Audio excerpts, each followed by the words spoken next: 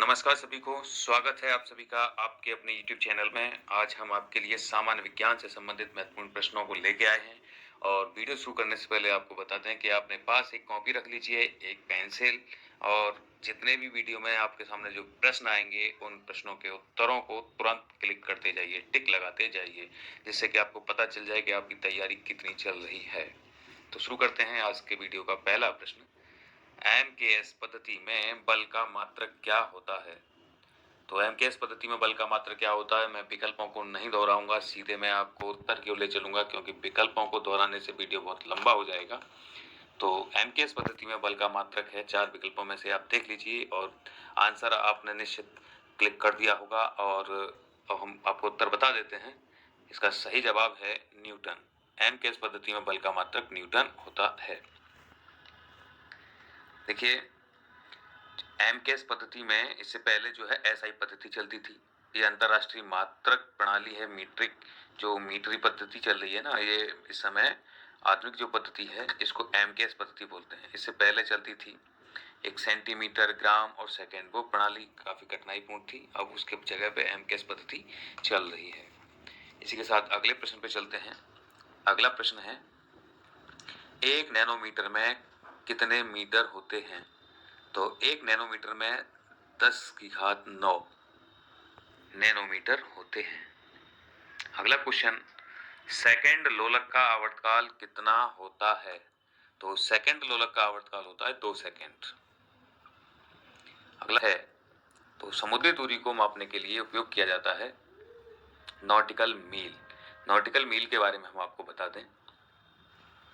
Nautical मील जो है ये एक गैर एसआई इकाई है जो खासकर नौ संचालकों द्वारा नौ संचालन और पैमानिकी में प्रयोग की जाती है। एक नॉटिकल मील जो है वो 1.85 किलोमीटर के बराबर होता है, यानी कि समुद्री दूरी मापने के लिए नॉटिकल मील का उपयोग किया जाता है।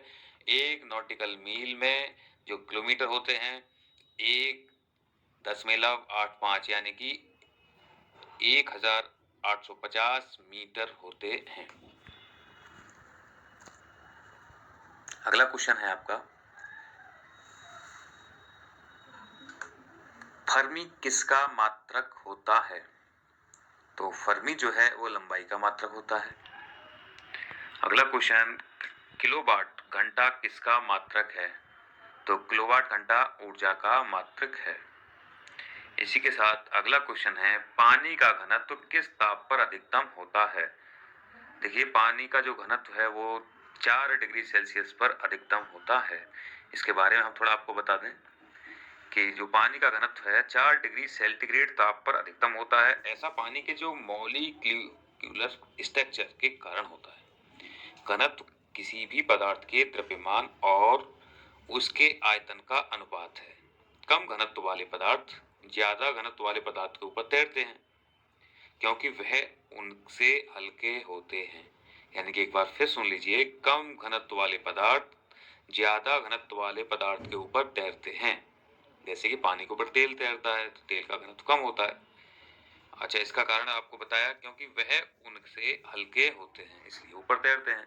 पानी का जो सूत्र होता है वो H2O बोलते हैं, जिसे H2O, यानी कि हाइड्रोजन का 2 भाग और ऑक्सीजन का 1 भाग इक्वल पानी बन गया। अब अगले क्वेश्चन पे चलते हैं। अगला क्वेश्चन है, परमाणु के नाभिक में क्या होता है? तो परमाणु के नाभिक में होता है प्रोटॉन एवं न्यूट्रॉन के कण।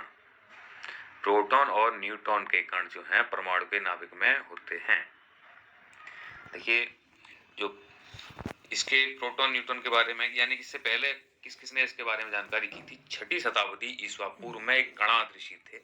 उन्होंने बताया था कि पदार्थ अत्यंत छोटे छोटे कणों से मिलकर बना होता है और इसी बात को वर्ष 1808 में जॉन डाल्टन ने पदार्थ की संरचना के संदर्भ में बताया कि पदार्थ अत्यंत छोटे छोटे अविभाज्य कणों से मिलकर बना होता है, जिसे परमाणु कहते हैं। परमाणु के केंद्र में एक नाभिक होता है जिसमें धनावेशित प्रोटॉन व उदासीन न्यूट्रॉन उपस्थित रहते हैं।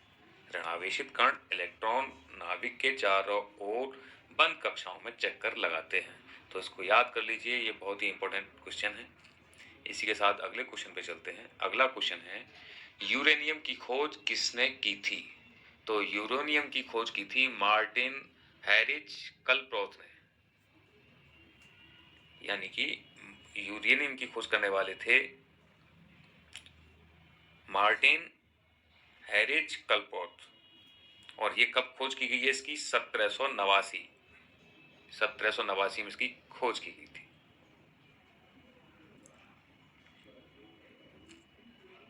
अब अगले क्वेश्चन पे चलते हैं। अगला क्वेश्चन है नाभिकीय ऊर्जा किसका परिवर्तन है? तो नाभिकीय ऊर्जा है पिंड का ऊर्जा में परिवर्तन। नाभिकीय ऊर्जा पिंड का ऊर्जा में परिवर्तन है। तो किसी रेडियो एक्टिव तत्व के नाभिक में होने वाले परिवर्तनों के दौरान नाभिक के द्रव्यमान में होने वाली क्षति का ऊर्जा में परिवर्तन के परिणाम स्वरूप प्राप्त ऊर्जा की कुल राशि नाभिकीय ऊर्जा कहलाती है। तो नाभिकीय ऊर्जा नाभिकीय विखंडन और नाभिकीय संलयन प्रक्रिया से उत्पन्न होती है।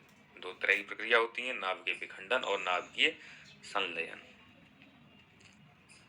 इसी के साथ अगले क्वेश्चन पे चलते हैं। प्रयोगशाला के उपकरण में कौन सा कांच उपयोग किया जाता है? तो जो लैब होती हैं, लैब में जो उपकरण बनाए जाते हैं, उन उपकरणों में कांच का उपयोग जो होता है वो कौन सा कांच होता है? उसका सही जवाब है पायरेक्स कांच। तो इन जो लैब के उपकरण हैं उनमें पायरेक्स कांच का उपयोग किया जाता है।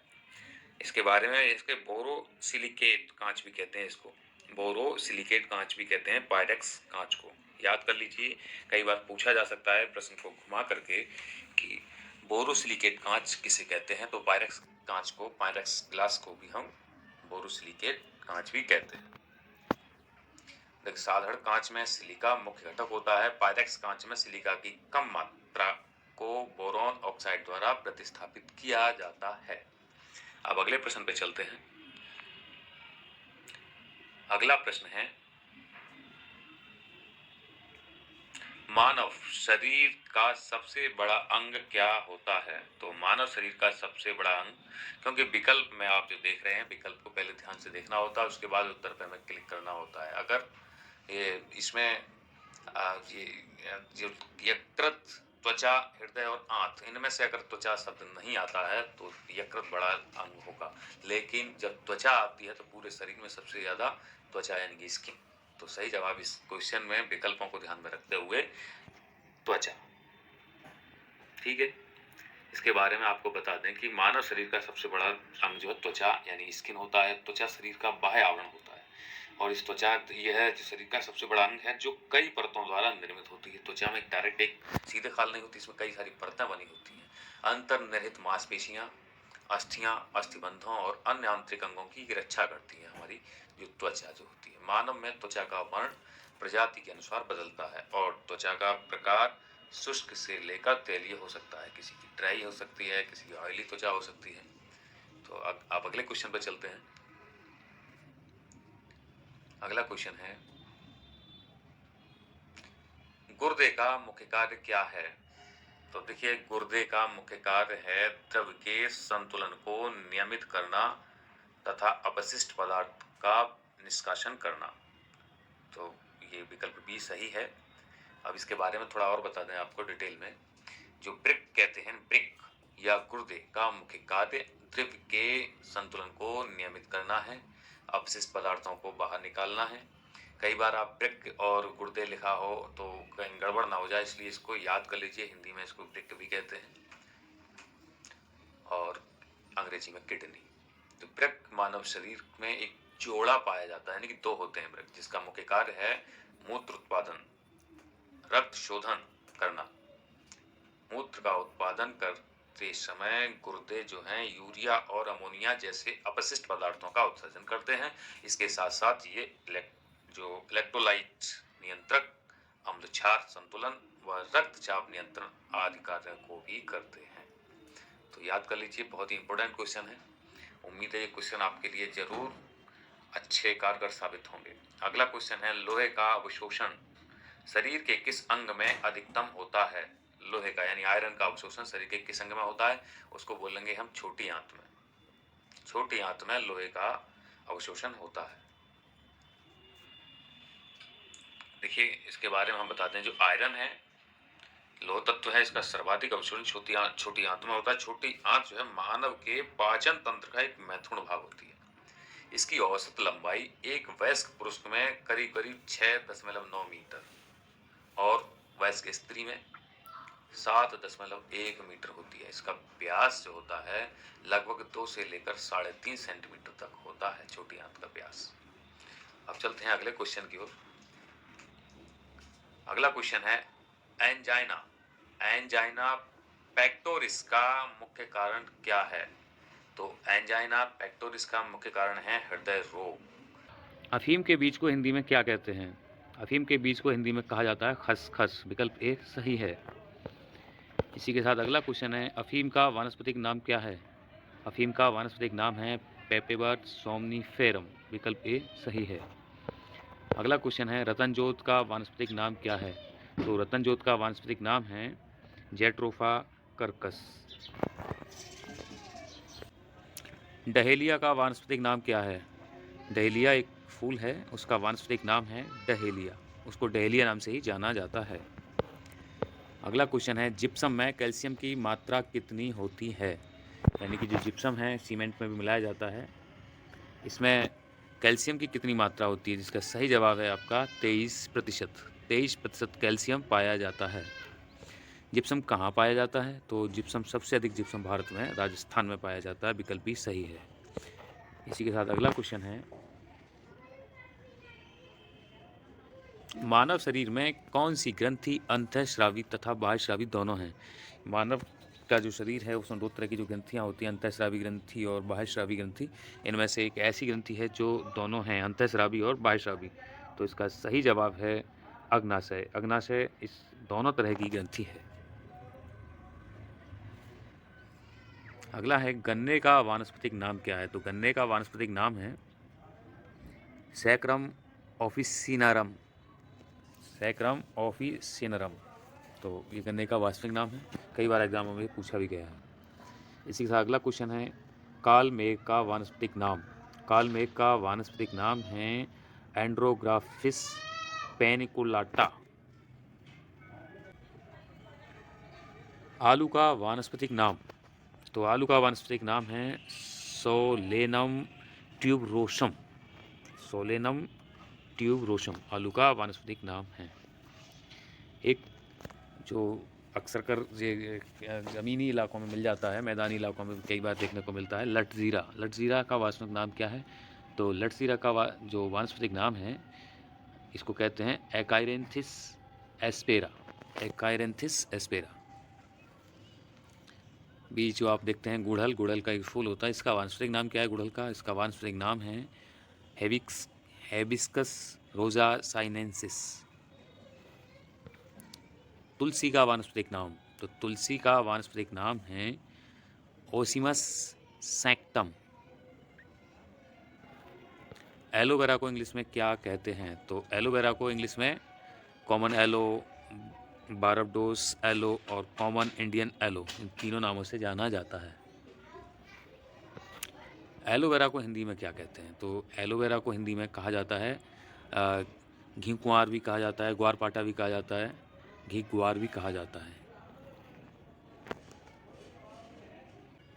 अब हम अगले पार्ट की ओर चलते हैं।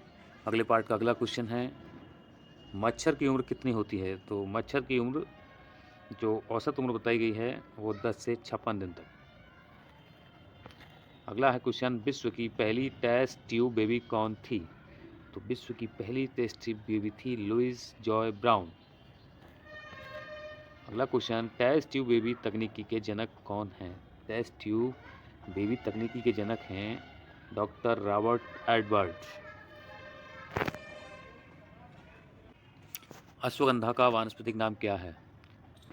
अश्वगंधा एक भारतीय जो मेडिकल साइंस है, यानी कि भारत के जो आयुर्वेद है, आयुर्वेद में अश्वगंधा की काफ़ी चर्चा है। तो अश्वगंधा का वास्तविक जो वानस्पतिक नाम है उसको कहते हैं Withania somnifera. Withania somnifera ashwagandha का वानस्पतिक नाम। पुदीना का वानस्पतिक नाम क्या है? तो पुदीना का वानस्पतिक नाम है मेंथा एवरेसिस। अफ़ीम के बीज को हिंदी में क्या कहते हैं? इसको पहले भी बताया जा चुका है। अफ़ीम के बीज को हिंदी में खसखस कहा जाता है। काजू में कौन सा विटामिन होता है? तो इसका सही जवाब है काजू में विटामिन ई प्राप्त होता है। गैलीलियो गैलीली ने कौन सा आविष्कार किया था? इन्होंने आविष्कार किया था दूरबीन का। मायोपिया किस अंग का दोष है? तो मायोपिया जिस अंग को प्रभावित करता है वो है नेत्र। ये अगला क्वेश्चन है, प्रकाश के प्राथमिक रंग कौन से हैं? ये एनडीए 2021 में भी क्वेश्चन पूछा गया है। प्रकाश के प्राथमिक रंग कौन से हैं? तो प्रकाश के प्राथमिक रंग हैं नीला, लाल और हरा। नीला, हरा, लाल प्रकाश के प्राथमिक रंग हैं। अगला क्वेश्चन है, सोल्डर किसकी मिश्र धातु है? तो सोल्डर जो है ये पीवी और एसएन इनकी मिश्र धातु है। साधारण कांच किसका मिश्रण होता है? तो साधारण कांच जो होता है वो होता है सिलिका, सोडियम सिलिकेट और कैल्शियम सिलिकेट, इन सभी का मिश्रण होता है। एक अगला क्वेश्चन है कि न्यूनतम संभव ताप कितना हो सकता है? तो न्यूनतम संभव ताप हो सकता है -273 डिग्री सेल्सियस, यानी माइनस में 273 डिग्री सेल्सियस तक टेम्परेचर जा सकता है। अभी ये है एक क्वेश्चन कि पेट के डॉक्टर को क्या कहते हैं? पेट के डॉक्टर को गैस्ट्रोलॉजिस्ट कहा जाता है। खाद्य श्रृंखला में सर्वाधिक संख्या कितनी होती है? यानी एक खाद्य श्रृंखला में सर्वाधिक संख्या हो सकती है अपघटक होगी। खाद्य श्रृंखला में मानव कौन सा उपभोक्ता है? तो खाद्य श्रृंखला जो होती है खाद्य जाल खाद्य श्रृंखला, इसमें मानव का जो लेवल बताया गया है, मानव है सर्वोच्च उपभोक्ता। मनुष्य कौन सा उपभोक्ता है? तो मनुष्य है चतुर्थ उपभोक्ता। बाज कौन सा उपभोक्ता है खाद्य श्रृंखला में? बाज का स्थान चतुर्थ उपभोक्ता में आता है। मेंढक मेंढक का स्थान द्वितीय उपभोक्ता में आता है। मोर का स्थान है इस श्रृंखला में सर्वोच्च उपभोक्ता में। सांप का जो स्थान है वो सांप है तृतीय उपभोक्ता। सेब का लाल रंग किसके कारण होता है? सेब का लाल रंग जो होता है वो होता है एंथोसाइएनिन के कारण लाल रंग होता है। अब है मिर्च का तीखापन किस कारण होता है? तो मिर्च का तीखापन है वो होता है कैप्सेसिन के कारण। मिर्च का लाल रंग किसके कारण होता है? तो मिर्च का लाल रंग होता है कैप्सेंथिन के कारण, कैप्सेंथिन। लहसुन में गंध किसके कारण होती है? तो लहसुन में जो गंध होती है वो होती है एलाइसिन के कारण। प्याज और लहसुन में गंध किसके कारण होती है? तो उनका यही जवाब है आपका एलाइल और एलाइसिन।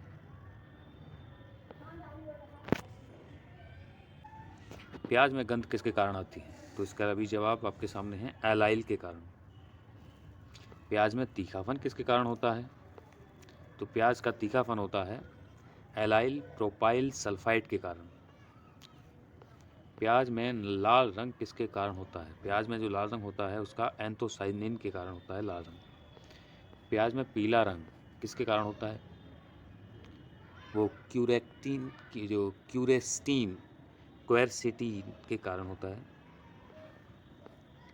पपीता में पीला रंग किस के कारण होता है? पपीता में पीला रंग कैरिकजैंथिन के कारण होता है, कैरिकजैंथिन। दूध में सफ़ेद रंग किसके कारण होता है? दूध में जो सफ़ेद रंग होता है वो कैसिन के कारण होता है। तेल का पीला रंग किसके कारण होता है? तेल का पीला रंग केराटिनाइल्स के कारण होता है। टमाटर का लाल रंग लाइकोपिन के कारण होता है। गाजर का लाल रंग एंथोसाइनिन के कारण होता है। गाजर का पीला रंग कैरोटीन के कारण होता है। खीरे में कड़वाहट किसके कारण होती है? होती है कुकुरबिटेशन के कारण। करेले में कड़वाहट होती है मेमोरिडिकोसाइट के कारण। आलू का हरा रंग किसके कारण होता है? कुछ आलूओं का रंग हरा हो जाता है, वो किसके कारण होता है? वो सोलेनिन के कारण होता है। इसके बाद आती है कांच का पीला रंग किसके कारण होता है? कांच में पीला रंग जब हम देखते हैं तो वो उसके लिए होता है फेरिक ऑक्साइड। फेरिक ऑक्साइड के कारण कांच का रंग पीला हो जाता है। कांच का रंग नीला किस कारण होता है? तो वो होता है कोबाल्ट ऑक्साइड के कारण कांच का रंग नीला होता है। जंतु वसा में सामान्यतः क्या होता है? 4 विकल्प हैं। सही जवाब है संतृप्त वसा अम्ल। कांसा किस धातु का मिश्रण है? कांसा है तांबा और टिन का मिश्रण। आयोडीन का टिंचर क्या होता है? आयोडीन का टिंचर होता है केवल आयोडीन व अल्कोहल का विलयन। एक है जीनिया फूल को हिंदी में क्या कहते हैं? जीनिया फूल को हिंदी में जीनिया ही कहा जाता है। मनुष्य का वैज्ञानिक नाम क्या है? मनुष्य का वैज्ञानिक नाम है कार्ल लिनियस। कार्ल लिनियस मनुष्य का वैज्ञानिक नाम। केसर पौधे के किस भाग से प्राप्त होता है? सबसे इंपॉर्टेंट क्वेश्चन है ये, कई बार एग्जाम में पूछा गया है। केसर पौधे के किस भाग से प्राप्त होता है? वो है वर्तिकाग्र व वर्तिका से। दाल किसका अच्छा स्रोत है? यानी दाल में इन 4 आइटम जो हैं इनमें से कौन सी चीज़ दालों के अंदर अधिक मात्रा में पाई जाती है? तो दालों में प्रोटीन मिलता है। एक है पेनिसिलिन का उत्पादन किससे किया जाता है? पेनिसिलिन जो है इसका उत्पादन एक फफूंद से किया जाता है। एक सफ़ेद रोली रोग किस फसल में होता है? एक रोग हो जाता है एक फसल में सफ़ेद रोली, वो होता है सरसों। हेपेटाइटिस का उद्भव काल कितना होता है? हेपेटाइटिस 30 से 180 दिन के अंदर पता चल जाता है हेपेटाइटिस। 80% से अधिक सेल कोशिका में पाए जाने वाला पदार्थ कौन सा है? यह है जल। रेबीज रोग किसके काटने से होता है? रेबीज रोग होता है पागल कुत्ते के काटने से।